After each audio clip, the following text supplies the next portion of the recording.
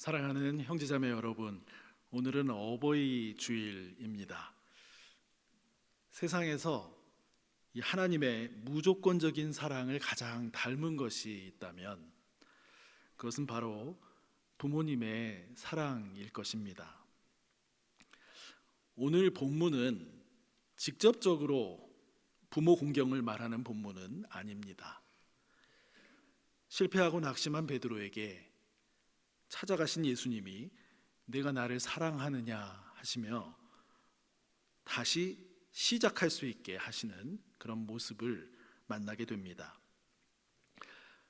바로 사랑이 무엇으로 드러나는가를 보여주면서 사랑의 본질에 대해 말씀해 주는 본문 말씀입니다. 어버이 주일인 오늘 우리 부모님들이 우리에게 주셨던 그 돌봄과 책임의 사랑을 기억하면서 오늘 말씀을 통해 우리를 향한 주님의 더 깊은 사랑을 발견하는 시간이 되길 소망합니다.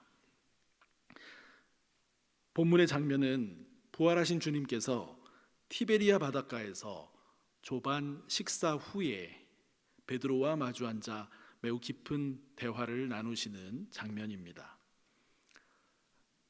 우리는 살아가면서 사랑이라고 하는 말을 참 많이 합니다. 사랑한다고 말하고, 소중하다고 말하고, 아낀다고 말합니다. 부모님께도 그렇게 말합니다. 그런데 가만히 생각해 보면 사랑이 실제로 무엇으로 드러나는지에 대해서는 깊이 생각하지 않을 때가 많습니다. 말은 있지만 돌봄은 없는 관계가 있고, 마음은 있지만 책임은 없는 관계가 있습니다. 그런데 오늘 본문에서 이 부활의 주님은 다시 만난 베드로에게 사랑을 아주 분명하게 말씀하십니다. 내가 나를 사랑하느냐?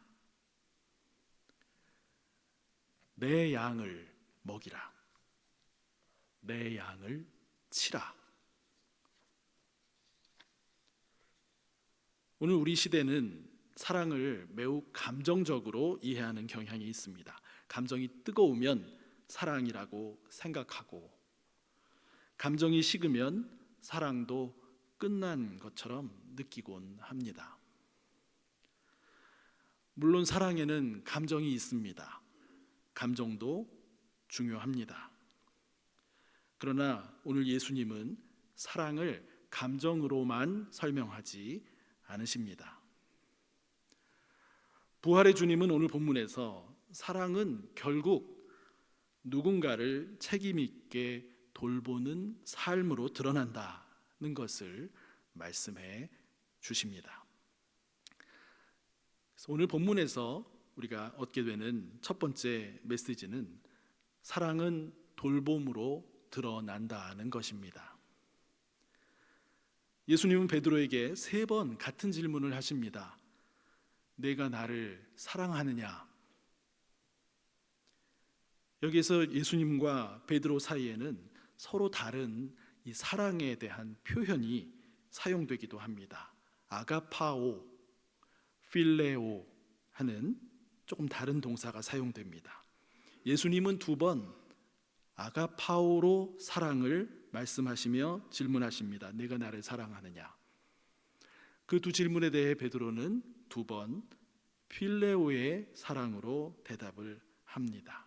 제가 주님을 사랑하는 줄 주님이 아시나이다. 다시 예수님이 3번째는 베드로가 대답했던 그 필레오로 사랑하느냐고 물으십니다. 그때 베드로는 역시 2번 대답했던 똑같은 필레오로 사랑한다고 대답합니다.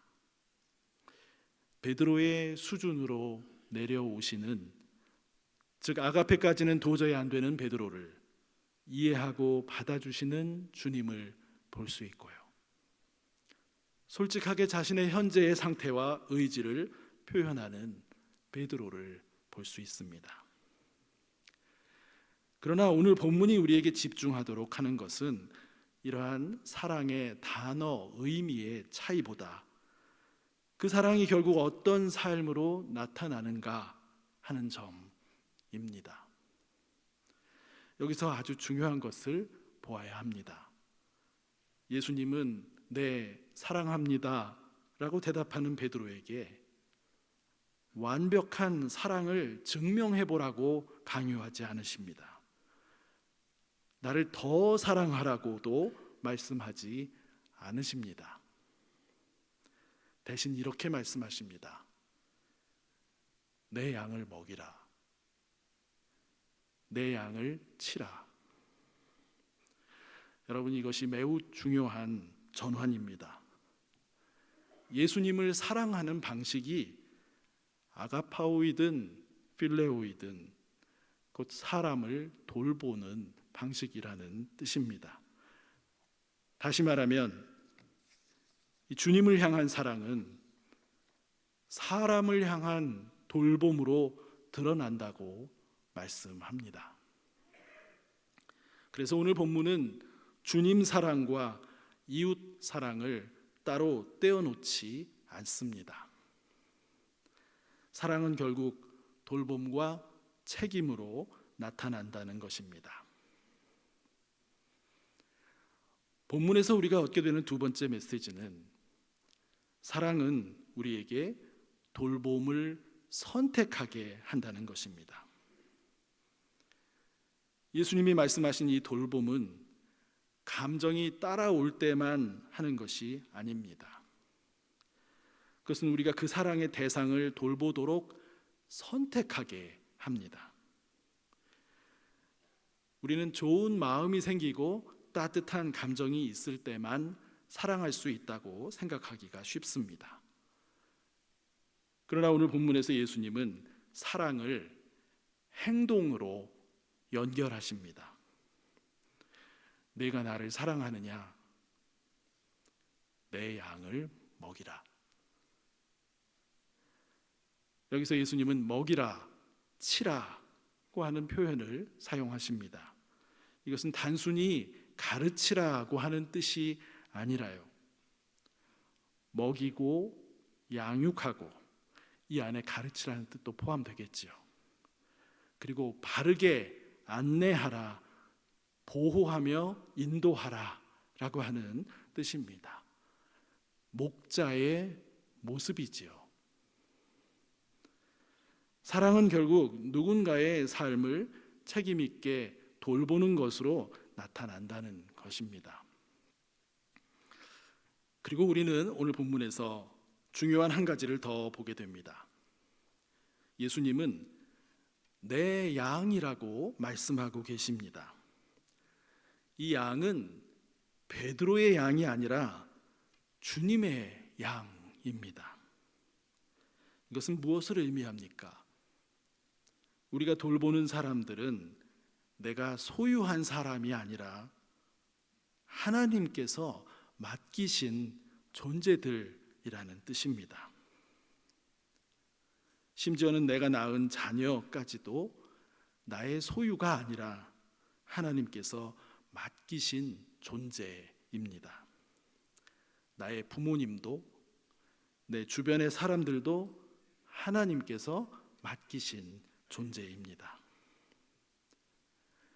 그러므로 주님의 양을 향한 사랑은 마음속에 머무는 그 감정이 아니라 누군가를 책임 있게 돌보는 삶으로 드러나는 것입니다.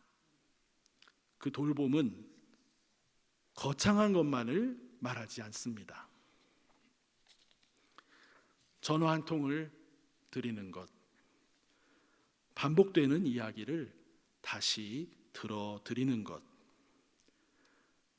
병원에 함께 가는 것, 바쁜 중에도 시간을 내어 얼굴을 보는 것. 어쩌면 사랑은 대단한 말보다 그렇게 삶 곁에 머물러 주는 것인지도 모릅니다. 그리고 여러분, 예수님은 이 사랑을 말로만 가르치신 분이 아니십니다. 요한복음에서 예수님은 선한 목자가 되어 양들을 위해 목숨을 버리신다고 말씀하셨고, 제자들의 발 앞에 무릎을 꿇고 허리에 수건을 두른 노예, 종의 모습으로 그들의 발을 씻기셨습니다. 이것은 십자가를 미리 보여주는, 암시하는 예수님의 섬김의 행동이었습니다. 그리고 요한복음은 예수님께서 자기 사람들을 끝까지 사랑하셨다고 말씀합니다. 사랑은 결국 자신을 내어주며 끝까지 돌보는 삶이라는 것을 예수님이 몸소 보여주신 것입니다. 그래서 우리는 마음이 완전히 따라오지 않는 순간에도 사랑을 선택하며 살아갈 수 있는지도 모르겠습니다. 본문에서 얻게 되는 세 번째 메시지는 사랑은 가장 가까운 관계 속에서 시험된다는 것입니다. 주님은 추상적인 사랑을 말씀하지 않으십니다. 사랑은 언제나 구체적인 삶 속에서 드러나고 가족, 친구, 연인 같은 가장 가까운 관계 속에서 시험됩니다. 그래서 오늘 말씀은 우리 모두에게 질문합니다. 너는 사랑하고 있는가?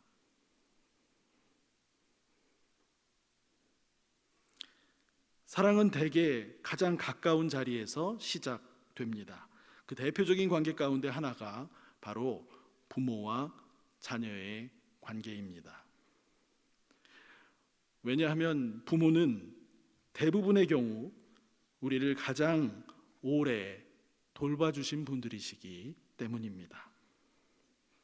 우리가 아무것도 할 수 없던 시절 먹이고 입히고 기다려주면서 먼저 우리를 사랑으로 돌봐주신 분들입니다.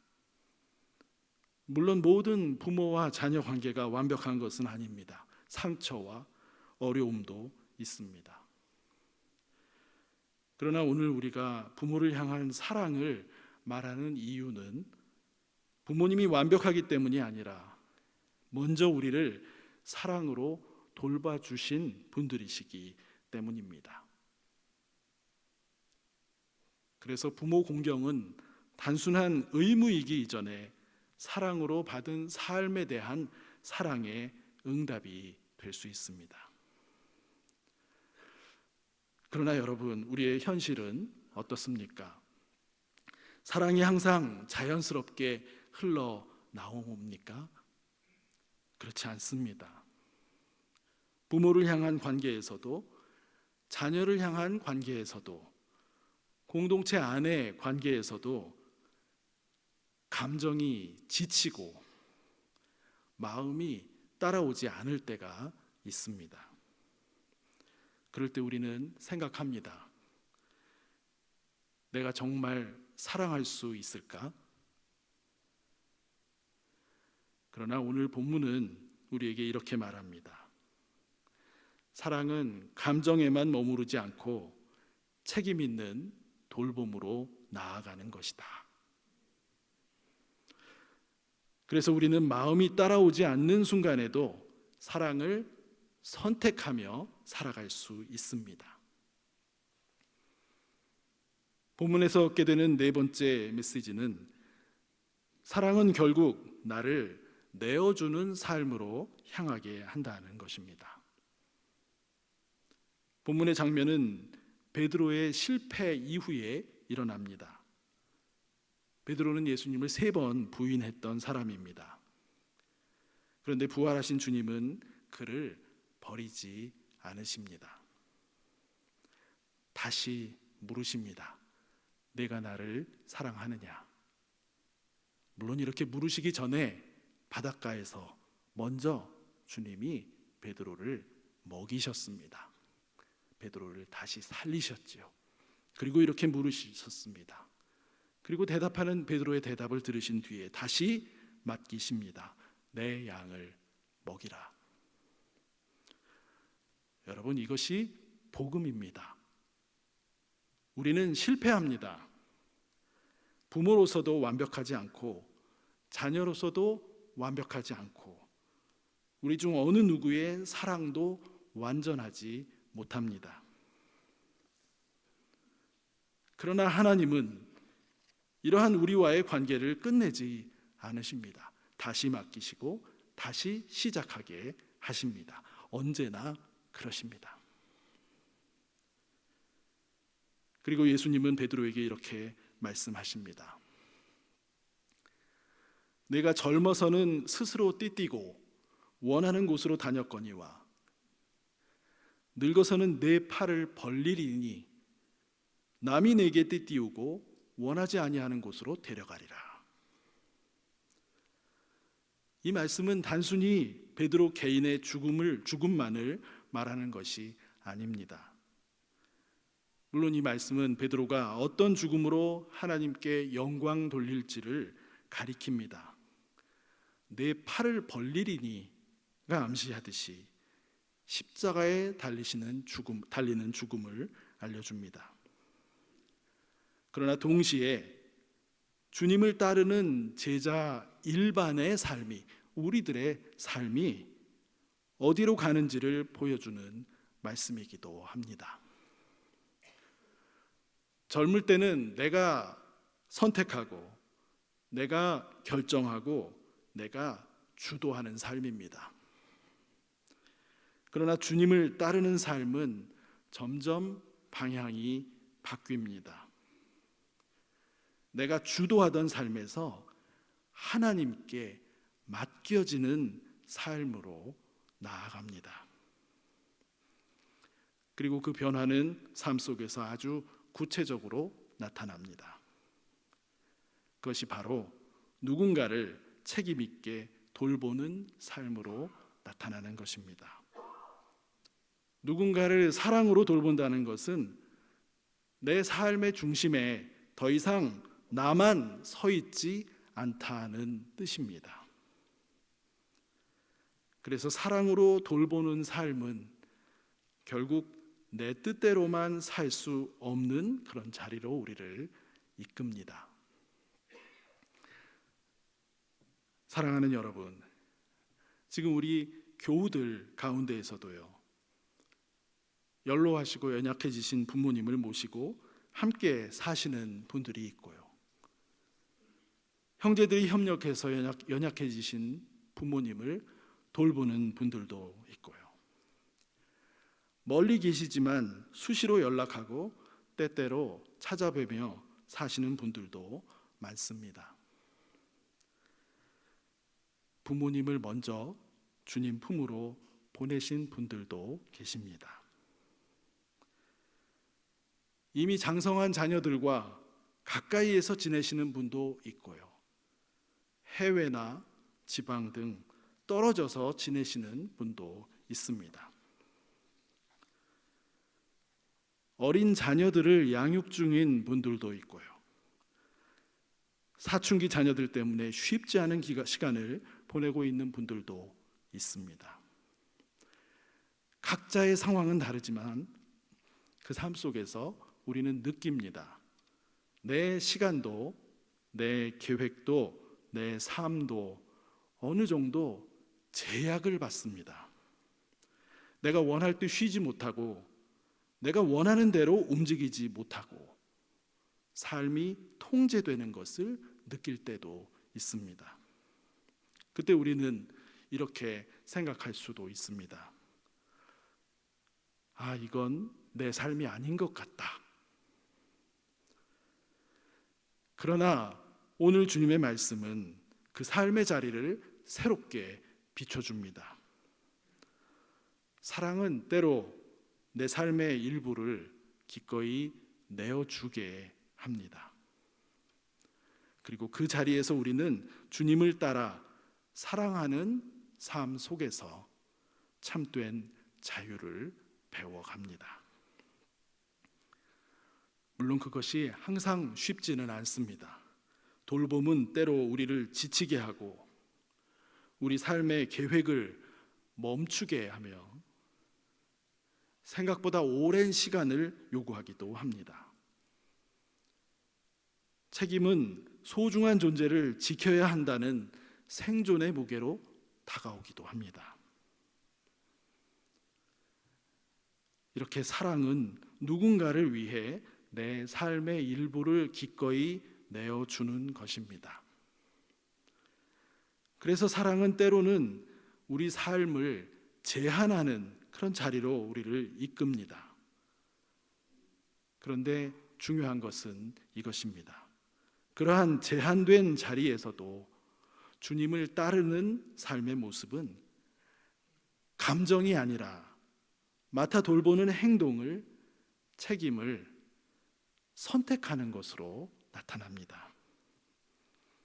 그리고 이러한 삶은 하나님께 영광이 됩니다.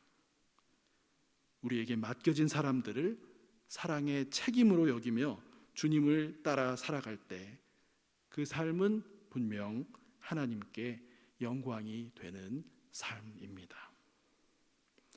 하나님께서는 그러한 삶을 살아가는 사람을 축복해 주십니다. 보이는 것으로, 보이지 않는 것으로 축복해 주십니다. 반드시 축복해 주십니다.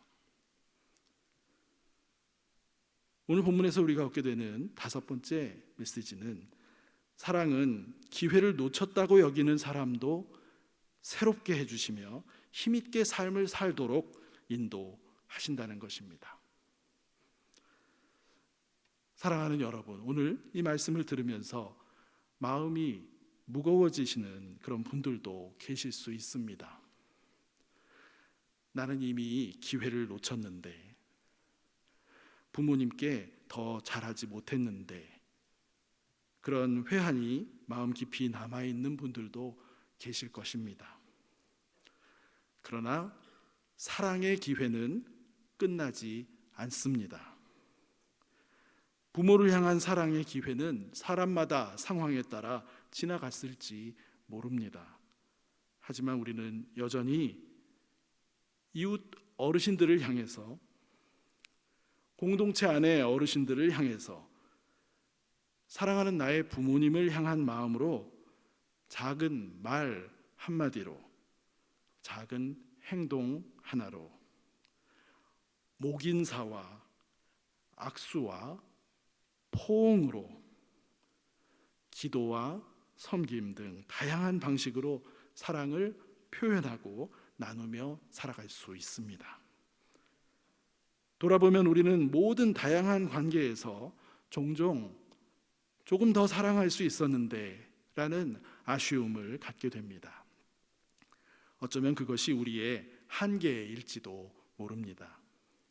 항상 부족하고 실수투성이인 우리이기 때문입니다. 그래서 우리는 더더욱 하나님의 은혜가 필요합니다. 그러나 사랑하는 여러분, 우리의 이러한 마음을 하나님이 모르시는 것이 아닙니다. 하나님은 우리의 후회까지도 알고 계시고 그 마음을 외면하지 않으십니다. 베드로의 부인과 배반이라는 이 실패 이후에도 부활의 주님은 다시 오셔서 그에게 가장 소중한 사명을 맡기지 않으십니까? 그래서 기억하십시오. 사랑 자체의 길은 여전히 우리 앞에 열려 있습니다. 오늘 본문은 우리에게 바로 이 사랑 자체의 길에 대해서 말씀하고 있습니다. 그리고 우리에게 지혜를 주십니다. 눈을 활짝 열게 해 주십니다. 그 사랑은 지나간 시간을 되돌리지는 못하지만 우리 각자의 오늘의 삶을 새롭게 만듭니다. 그래서 우리는 어제의 후회에 머무르지 않고 오늘의 사랑을 선택하는 삶을 힘있게 살아갈 수 있습니다. 사랑하는 형제자매 여러분, 오늘 예수님은 우리 모두에게 물으십니다. 내가 나를 사랑하느냐? 그리고 이어서 말씀하십니다. 내 양을 먹이라. 사랑은 말로만 머무르지 않습니다. 사랑은 결국 누군가를 책임 있게 돌보는 삶으로 드러납니다. 그리고 그 사랑은 오늘도 우리 삶의 가장 가까운 자리에서 시작됩니다. 오늘도 우리에게 맡겨진 자리에서 사랑을 선택하고 돌봄을 실천하며 책임을 감당하는 삶으로 살아가시기를 바랍니다. 주님은 오늘도 사랑을 말로만 묻지 않으시고 삶으로 물으십니다. 내가 나를 사랑하느냐? 내 양을 먹이라. 사랑하는 형제자매 여러분, 사랑은 결국 누군가의 삶 곁에 오래 머물러 주는 것입니다. 오늘도 그 사랑으로 살아가며 우리에게 맡겨진 사람들을 책임 있게 돌보는 삶 살아가시기를 바랍니다. 오늘 주신 말씀을 생각하시며 이 시간 잠시 침묵으로 함께 기도하도록 하겠습니다.